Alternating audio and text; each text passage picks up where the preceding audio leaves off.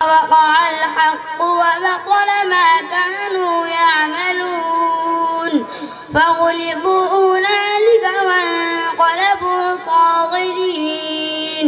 وألقي السحرة ساجدين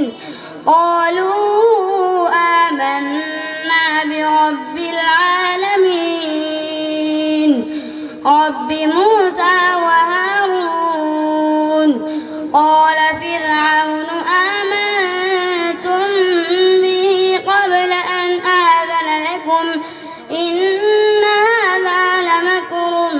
مكرتموه في